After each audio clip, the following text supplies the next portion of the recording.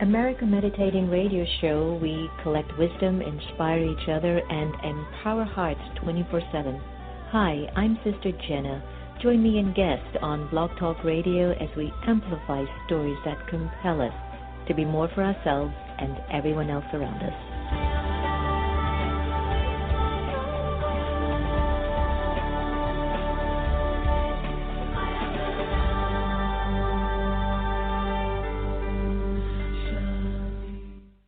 Do you like to meditate? Have you tried to meditate? Have you struggled with meditation? Why don't you visit one of the Brahma Kumaris Meditation Center? Visit brahmakumaris.org. Hello, everyone. This is Sister Jenna from the America Meditating Radio, and I'm excited to introduce to you Meditate the Vote. It's going to be a national campaign, and what we're asking for all of you to join us with is to raise the bar of conversation. Try to see in what way we can change our interpretation about who we are, what we are, and perhaps the direction in which we want this country to go in. Regardless of whoever becomes the next president in 2017, we are still responsible for the way that we want to move our lives. So could you join me and an alliance of friends around the country to meditate the vote? Go to americameditating.org, press on Events, Meditate the Vote, and you'll be able to get a whole bunch of information. So join us, because I, Sister Jenna, meditate the vote. The Meditation Museum in Silver Spring, Maryland offers a variety of courses and activities to make your life go a whole lot smoother. Located at 9525 Georgia Avenue, you will be able to experience the beautiful silence that's in the space. There are courses in Raj Yoga meditation, positive thinking, stress-free living, and personal development classes. For more information, call us at 301-588-0144 or visit us online at meditationmuseum.org. Blaylock Dialysis Center is a convenient state-of-the-art dialysis center in the Houston area, run by Dr. Panakin Patel. Relax in a comfortable environment while receiving quality care. Serving adults 18 to geriatrics, we are here to help you. Call 713-463-6611 for more information, or visit us at our website at www.blaylockdialysiscenter.com. Blaylock Dialysis Center, where helping you get well is our priority. I'm Ivy Hilton, and you are listening to America Meditating Radio Show. Hello, everyone, and welcome to America Meditating Radio. I'm your host, Sister Jenna, and we're broadcasting from the beautiful Meditation Museum in Tysons Corner, Virginia. We just had Panache Desai and his beautiful wife, Jan Desai, with us, and what a powerful Sunday that was. And I especially loved Panache's just grace and wisdom and just the beauty of the whole process of what's going on. And so we really appreciated having him on the air. It was just a very, very profound experience, I have to tell you. If you'd like to catch up on the conversation that took place at the Meditation Museum, just go to meditationmuseum.org and click on the live stream link. Just a conversation that you don't want to miss. Stay tuned. We're going to have the incredible Jay Ivy on, and he's going to be really telling us about some beautiful work that he's doing and how we can actually break the cycle of pain. Before I get Jay Ivy on, why don't we go to Sister Gita and see what reading she has for us today. Sister Gita? Good day and good wishes and pure feelings to all of us, irrespective of what the drama might present before us at this exact moment. I am extracting from the pocketbook full of wisdom, and this has to do with inspiration. There is a part of you that is perfect and pure. It is untouched by the less than perfect characteristics you have acquired by living in a less than perfect world. This part of you is a still and eternal star-like energy. Make time to reach it, and this will bring you untold benefit. You are the child of the supreme energy, full of power, full of peace, full of love, full of all virtues. You are that divine light And just like a child, it would take the habit of its father, the Supreme Father, endorsing the fact that you children are just like me. It's just that you have forgotten your pure and perfect self. Something to contemplate on.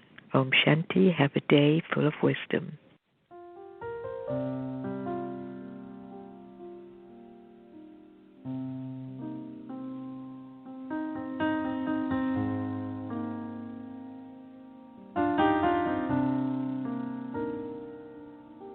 From the old to the young, we hold life and death on our tongues. Buried there within the warmth of our breath lies our outcome. In comes thoughts that are hung by our mainframes. It seems that the same things we stitch on our inseams is seen in the scenes our words paint. We spit fire, blow off steam, become things that we ain't. Our words either build, heal, or obliterate. Our words lift us, break us, paint us, stain us. Intention is written, spoken. Our hearts are either healed or broken. Often we lose to the contest of context. Our minds are hypnotized by text. We breathe life into what we think we can't. We are who we say we are. If you say you a star, chances are you probably are. Our steps are laid out by our mantras. Affirmations are claimed in conversation. We steer down the lanes of our language. Our bodies follow. Strength is borrowed or lost depending on what we believe. Opinions become the nucleus of our mind's dominions. Words do have power. Words do have power. Words do have power. The same way the world has cowards. We're faced by fear. Like sponges, we embrace what we hear. For some, our blues become our blueprints. Those who spend all day thinking about others' thoughts give those thoughts value. They become our laws. Our futures are dictated by what we dream. We're beautified or bullied by what we believe. What you spoke glues your hopes to your soul. We feed on our inner visions, becoming what we think, regurgitating the negativity, the positivity. We are what we speak.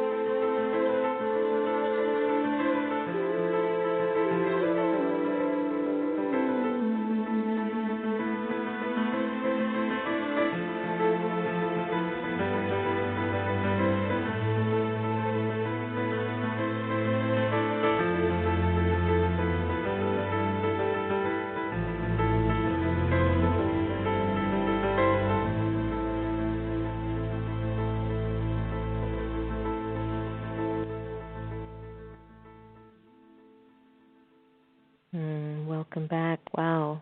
That was You from Lucinda Drayton, and we had a beautiful, beautiful poetry by our upcoming friend, Jay Ivy, about the power of words.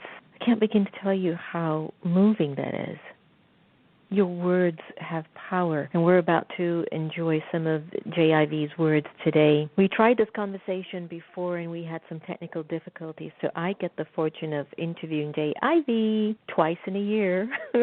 So when it comes to the art of hip-hop poetry, J.I.V. is the first of his kind. He is a pioneer, a trendsetter, one who has knocked down impossible doors, taken the art of poetry directly to today's mainstream music and television arenas. Now, his motivational motto, "Dreams don't come true, they are true," has guided him from his native home, Chicago, to becoming a Grammy, Peabody, Clio, and NAACP Image Award-winning poet and artist.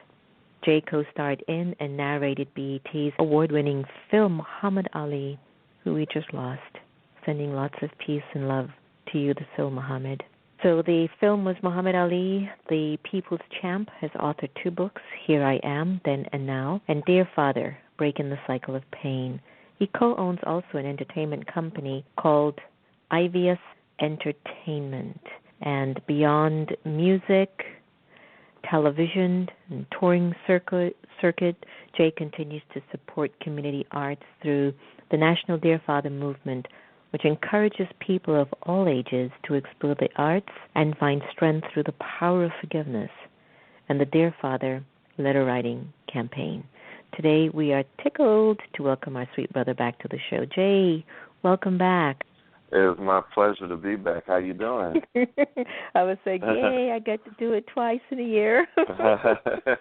Right. It was good to be back. Hey, I didn't know that you co-starred in and narrated B.E.T's award-winning film Muhammad Ali, The People's Champ. You must be feeling quite interesting this week. Yeah, it's been very interesting. The film had originally aired and premiered in September 23rd of last year, and since it's passed, and they've been running the film, rerunning it pretty much every day. Actually watching it last night, and it's surreal because Muhammad Ali was, such a hero of mine personally, and so many others, and it's a huge loss. He inspires so many, and and it was a blessing at the same time to be able to use my gift to pay homage. So, but yeah, if you haven't seen it, please do. My good buddies Cootie and Chike, they directed the film, and it's a very beautiful work of art. I will. We're so proud of you. We are just so proud of you. You're welcome. You're a leader and an inspiration, and maybe even one of the best students in life, because you can't lead, and you definitely can't command the life of others if you yourself haven't been commanded, or if you yourself haven't been learning. So you're in the hip-hop community. Poetry is your platform and your calling. Yes, you've won a lot of awards, and you've even performed a lot of beautiful things like Russell Simmons' Deaf Poetry and much more. What's the source of what's coming out of Jay? What's your source? The source is God. The source is this amazing gift that He blessed me with. Oftentimes, I sit back and I find myself in different events, different arenas, just doing different things with my art. And I'm always amazed, and I'm always, thinking like, wow, God, thank you. I don't know why you gave this gift to me, but thank you. Thank you. It's I've always looked at it as like my father, he was a DJ, and my mother, she was a nurse. So I always looked at a huge part of my purpose is I was put here to use my voice to help heal people. And it's truly been a blessing, and I thank God for my gift every day. I bet you do. Are you like me, when He's using you, you really aren't you, or maybe you really are the real you. And then something happens when it's this subtle energy. It takes over the I, the me, and the mine, and it just starts to flow flow always with you, or do you feel the difference and then you find yourself in life trying to amplify the flow of feeling God's energy more than what the world keeps telling you should be doing or being? I absolutely feel it more when I concentrate and focus and tap into it. You know, when I tap into the moment. You know, when I'm conscious of it. You know, when the spotlight's on, when it's my opportunity to speak, and you know, when people are sitting there ready to listen, and I tap in, I focus. I definitely feel it. I feel it more. I feel it more, and it's a transformation. It is. A lot of people, they say, well, man, off stage, you know, you're just this quiet, laid back guy, you know. You know, on stage, you're electric, you know, and I feel that, and I've witnessed it. I notice it every time I get on stage and speak. You know, something just takes over, and I feel like I become more than who I am, you know, and I can feel the energy flowing through me. I'll tell you a real life story. My younger days, maybe about 10 years ago, you know, when he's using you and you're on the stage and you're on what we call in Hindi, it's gadi. And gadi means like the sacred throne, right? So I'm on my gadi. So this moment occurred. So whatever happened. I came down, and I think it was like 2 minutes later, this young girl comes up to me and says, "Oh, my God, like you're so different. You were so elevated when you were up there." And she walked away. Oh, my God, I have a lot of work to do. And that was the first time I realized I got it. So, okay, I got some work to do. And so I just said, okay, I'm humbled. I want to talk about your book, Dear Father. It's a vehicle of forgiveness and healing. And, wow, it has touched, it has inspired the lives of so many people that I don't think you and I would ever decode the transformation that they've gone through. Could you let our listeners know about the book? And how has the book even changed Jay? Oh, absolutely. So the book, Dear Father, Breaking Secular Pain, it started with a poem. It is based around a poem that I wrote called Dear Father. And Dear Father came about when I was at a crossroads of wanting to get this huge weight off of me that I've been feeling for years. My father, when I was younger, he was in my life, and he was a part of my family until, you know, drugs and alcohol became a factor. And then my folks got a divorce. And I didn't see or hear from my father for 10 years. And I grew very angry, very upset, very depressed, very sad, very just all these different emotions. I didn't care about myself. I didn't feel the value and the worth could have felt if I had my father in my life. And it was my cousin who taught me that she told me that I need to learn how to forgive. She said, if you don't learn how to forgive, you're going to carry that pain with you for the rest of your life. So one day I decided to forgive, and by God's grace, 2 weeks later, my father called me out of the blue, and we had the opportunity to reconnect. But a year and a half after we reconnected, he passed away. So I was going through this roller coaster of emotions, and it was the point of me just wanting to get the weight off. It was me hearing my cousin telling me I need to learn how to forgive. It was my wife, Tari, telling me, or me hearing her voice telling me that I need to break the cycle. It was me hearing my mother telling me that my father was a good man and that I need to let him rest in peace. It was a combination of all those things, and at the end of the day, me just tired of feeling sad. You know, I didn't want to feel sad anymore. So I decided to write this poem. I wrote this poem or this letter, and immediately I could feel the weight lift off of me.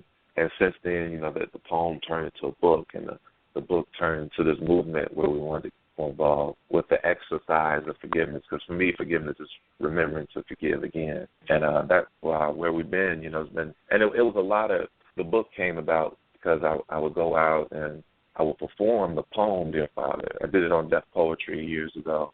And then I would move around the country and perform this poem, and after every performance, I would find myself in conversations about forgiveness, about fatherlessness, about, or maybe it was, you know, people dealing with issues with their mother or close friends or just needing to forgive themselves. And that ultimately led to me knowing that I needed to write this book, and that's where we are now. Forgiveness is huge, and I think every one of us know it. It heals us first. It takes care of us first.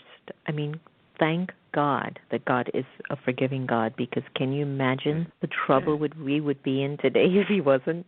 Right? Absolutely. So then why would we not apply that? And I know that it becomes hard because sometimes I think we don't have enough knowledge as to why certain situations and circumstances are unfolding in our lives in particular. And sometimes I think the pain amplifies when I look at the life of somebody else and I don't know what they've done to create what might look like the gold spoon was born in that one's mouth but not mine. And sometimes the pain gets bigger for us. But I know that there are mysteries and secrets behind each soul's karmic choices, and we are living those experiences out now. We just don't remember. Now, a lot of us have a natural ability to hold on to trauma, to those memories of the past, and it makes us get stuck. It paralyzes us.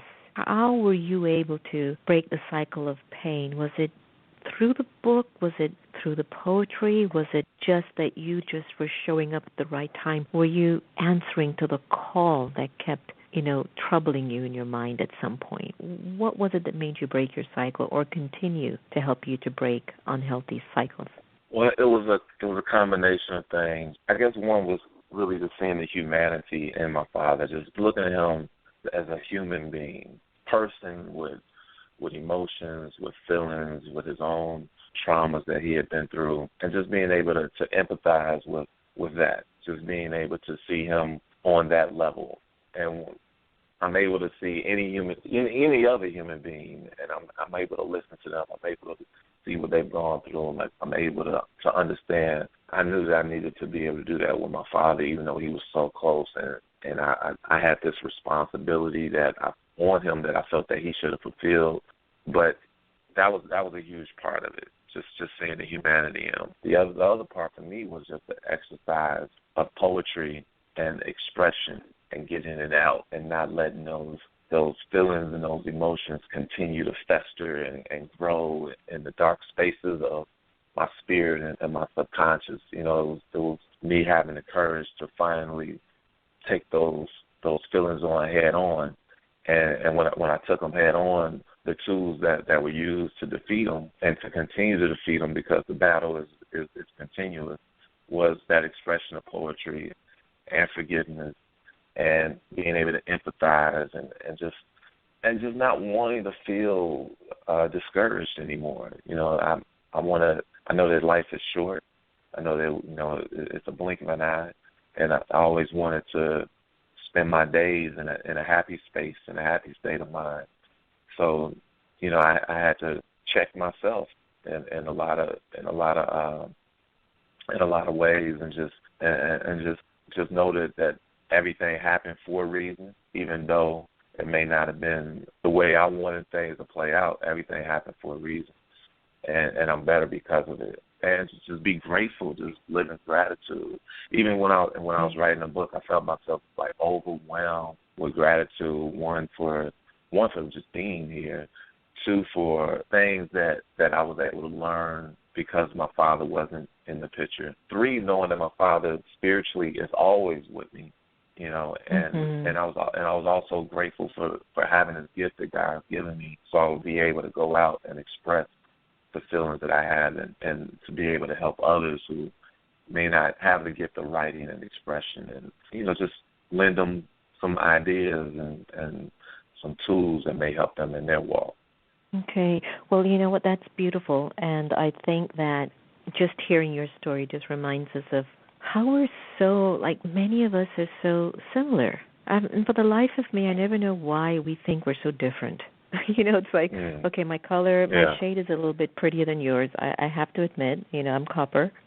Right. What I'm saying is that we all have these attitudes. My hair is like this, or my dress looks better than your dress. It's ridiculous. We're all so much the same, right? We all are all going through stuff. And I know what it's like when you start a movement from heart or from a calling or from an intuitive will. And because we just started Meditate the Vote in May, and it's doing exceptionally well, and we want to keep engaging in conversations how we can choose better ways of expressing ourselves. We want to vote to be a better human being, right? And you've started the National Dare Father movement.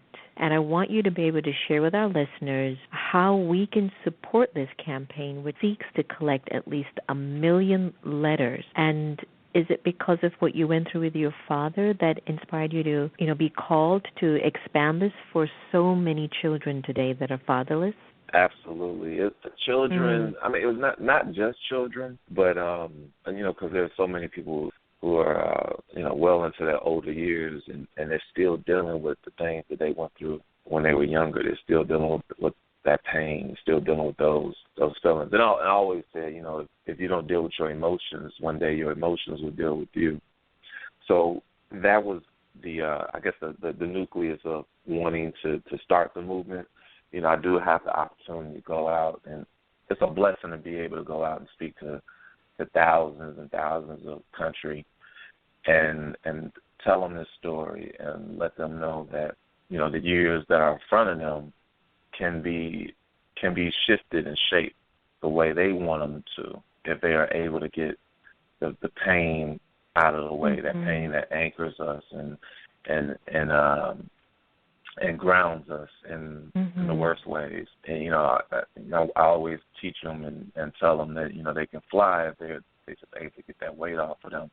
So we started the movement, to encourage people to forgive, to write, because writing is such a beautiful art form. Literacy is such a necessity. So this also encourages that, the art form of communication, which is lacking at times, with all the social media, with all the things that we think connect us, we've become a bit more disconnected. So, getting back to the fundamentals of just sitting down with a pen and paper, it also promotes that, which to me is very, very important. So we've been working towards getting 1 million people to write letters, no matter if the relationship with their father is good, bad, or ugly, because we need the people that are going through the roughest moments. We need them to hear the stories of those who didn't necessarily have that story, those who had a father in the home, those who had guidance and leadership and loving a loving environment. We need them to hear those stories. So what is their time to become a father or their time to become a mother? Then they'll have these positive images that may help guide them in their leadership. Right. So how can we get our letter in to be of support? Where do we go to get that in? Right. So it's really simple. We have a website, dearfatherletters.com, and you can submit your letter there, or everyone doesn't want to share their most personal feelings. Some people can't share them. Maybe there might maybe some legalities, or maybe they don't want to expose the family in a certain way, or whatever it is. We just ask that if you did write your letter, that you still sign the registry. We have a registry that you can sign saying that I dare write my letter. And also I want people to hear the theme. The theme is 1 million letters written, 1 million hearts healed. So again, you can go to the website dearfatherletters.com, and it's a lot of information there. We have Dear dialogues that we're doing around the country, where we have groups of people come together in maybe someone's home or community center, or and we just have a discussion about fatherlessness, about growing up in a home, or just any feelings that people may be dealing with at the time. We also have a curriculum, so any teachers out there, any educators, principals, we have a Dear Father curriculum that you can get on the website as well, and it's a free curriculum that you can download. We just ask that you sign up and say this school is involved with the Dear Father movement. And that's so beautiful. Yeah, that's where we're at. So Dear Father Letters with an F, dearfatherletters.com. Well, congratulations on that, and I'll be sending in my letter today for sure. Thank you. You're welcome, I promise. And of course, I never like to end conversations that are so rich. So we have our physical fathers, whether they were physically present for us or not. And then we have the Father for the soul, who is ever present. Can you leave us with a few words that could keep deepening our relationship with the Supreme Father who is ever present, where we can just remember that even if my physical father might not show up when I need him the most, my spiritual father is always there? Absolutely. Can I do it with a poem? Please. You can't block your blessing. When they come your way, you got to be ready to receive. You got to shake off the fear and believe, because at times we're tested to see how far we really are, how strong we really are, how far we really go. There's an army growing, but you can't join unless you know what you fight. Because if you stand for nothing, you fall for anything. So stand tall. Know that you can't walk until you crawl. You can't run until you walk. You can't fly without a running start. So pump your arms when you come off the block. And it won't do you no harm to come off your block. Get out and see the world, because everyone has their own mountaintop. It wasn't promised to a few, but promised to those who knew. So climb the way you breathe and never stop. Inhale your best. Exhale the BS. Keep on keeping on. See where you're going and work on getting there. Don't hate on others when others get theirs, because you go get yours. You go knock down your own doors. Know that God go take care of you and yours. That's why miracles happen out of the blue. So know that, and remember that can't nobody stop you but you, because dreams don't come true. They are true. So dream big. Then after that, dream even bigger. So big that Martin and Coretta are up in heaven holding hands, smiling down on us with a tear in their eye and joy in their heart, saying, Amen, Amen, Amen.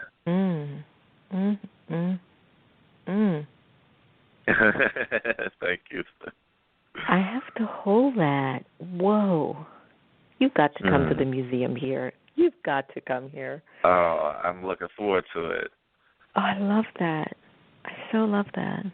Jay, thank you for letting us always remember that words have a lot of power. And thank you for letting us remember that forgiveness is the way. Thank you. Thank you for having me again, too. I really appreciate it. You're the best. All the very best. Take care, huh? You, too. God bless you. Same to you. Bye-bye. All right. Peace. Peace. Well, I don't have anything to say. That's our show. That's it. Go to dearfatherletter.com and send in your letter. Tell us how you healed yourself, how best we could do it. So that's dearfatherletters.com. You're listening to America Meditating Radio. We had the amazing Jay Ivy on, and we're going to end the show with just him. Just him. Take care, everyone. Here's Jay. Raise your vibrations. Take care, everyone. Raise your vibration. Raise your vibration. Vibration.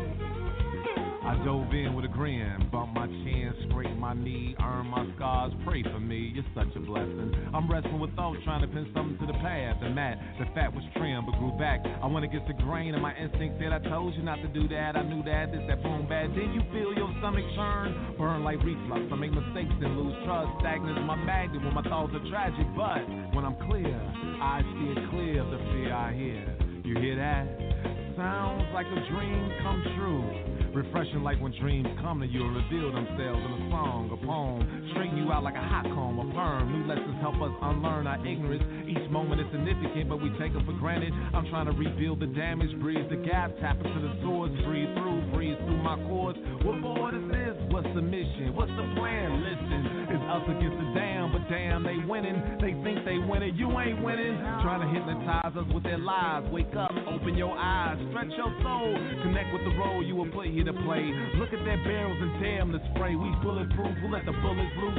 You can't strike us all down. We hurting, but we ain't all in the ground. Each death fertilizes our spirit, our growth, our hope. Our hearts still pound like the first drum played. We burst civilizations like the first love made. Oh, it feels so good, just like I knew it would. I'm back to meet my neighbors in the hood. Back to looking to the stars, looking in the hearts, connecting, reflecting. We all been detecting change, a shift, a tilt in the axis, like a close call. It's no accident. Something's happening. Feel that something's happening. Unraveling, I'm babbling purpose. Have you found yours? Ignore yours. You're getting the itch to explore more, open more doors. Peek in. We all seeking peace. To the east, my brother to the east. I'm from the X-Clan, finishing these moves so I can move to the next plan. I'm plotting, yes, I get it popping. I pop in so our light can intertwine and dance between minds. Hands open wide, I'm catching feelings. Ooh, I got that spirit. Can't you hear it? Yeah, you hear it. They fear it when we get here, when we get up there, when we climb those stairs, when we scale the air, when we breathe without stress. Yes, we forget how blessed we are. We've come far, not far enough. I look in the mirror, ask myself what you go do in the clutch. I'm breaking the cuss, pushing past the cuss. Pay attention to what they doing to us. Clarity is a must. Habits come calling. In the eye of the storm, I'm holding on to everything that's calming. The fight is exhausting. Thank God I ain't lost it. Thank God I ain't lost it. I stay praying to Him. Time to get back in the gym, back on the pen, working it out, cause I know it's gonna all work out in the end. Why pretend like it ain't? You think things go defeat you, but they can't. You stronger than that, I'm stronger than that. I done stood on mine, ain't no turning back. All I got is my words, these conversations. Let them be heard in your nerves, dig in your reserves, and let's raise our vibrations. Let's raise our vibrations. Raise your vibration. Come on and raise your vibration. Raise your vibration.